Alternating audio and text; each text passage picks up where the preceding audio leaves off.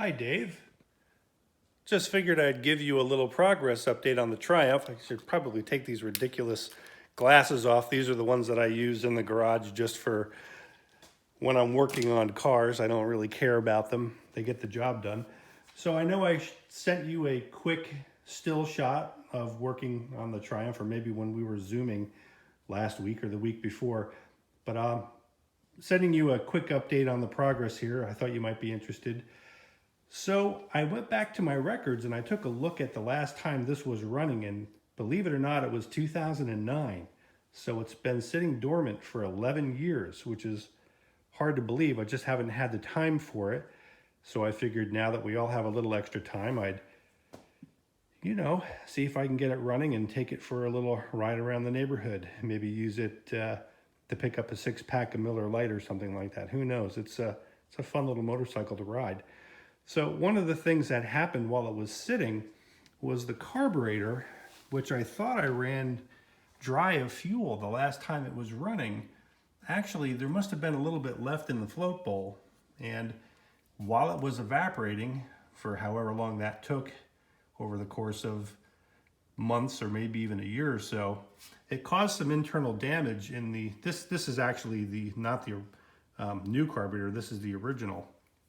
So the new carburetor that I bought 25 years ago was rendered irreparable. It's the aluminum actually had some score marks on the inside of it, or some pitting that just can't be replaced.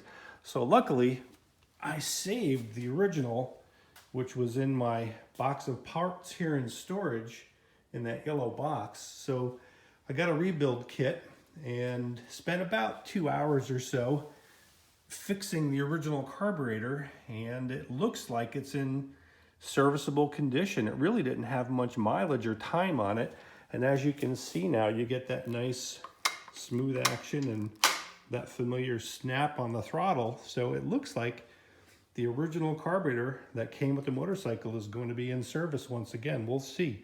I have high hopes for it. I think it's going to be okay. I've done a couple of other things too.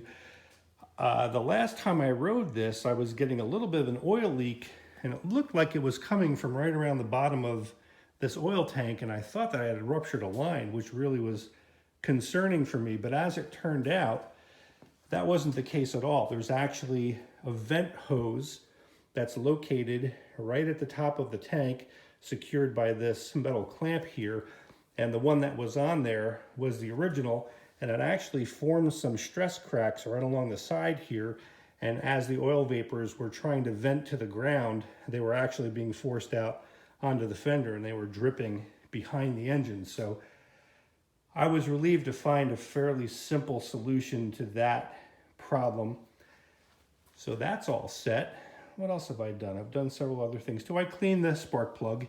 The original spark plug from 25 years ago was still in good shape, so I just gave that a quick clean. I've done a few other things too. Let's walk over here and I'll refresh my memory.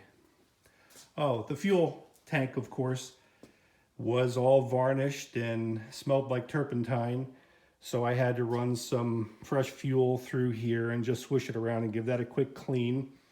The fuel petcocks, the main and the reserve on the left here, had some minor blockage, so I unscrewed both of those from the bottom of the fuel tank, put those in the ultrasonic cleaner, and let them clean themselves, I guess, for about an hour. So they're now clear and everything's ready to go on the fuel tank. What else have I done here? What is this? Oh, this is parts for the fuel hose. Fuel hose, the dual fuel hose original is still in good shape. That's fine. The back plate for the carburetor that goes on the back of the air filter housing was starting to get a little rusty and the paint was flaking off, so I just sanded this down, primed it, and repainted it. So the air filter or air cleaner element is still in really good shape. I think this air filter might actually be original to the bike, but it's still in really good shape. I don't see any reason to replace it, so I'm going to run that. It's going to be just fine. I've done a few other things here too. This is the battery tray and the battery terminals right here, and that reminds me that I bought a new battery. So over the course of 11 years, of course, the battery that was in the motorcycle is perished. So I've got a brand new battery here. This is it's shipped dry, and it's got a container of sulfuric acid in it. So on the day I'm ready to run this, I'll put the acid in the battery and then give it a quick charge, and that'll be ready to go. A few gallons of ethanol-free fuel waiting for the tank to be reinstalled, and that should be just about it. I think there was one other thing you may remember from riding this. I certainly do.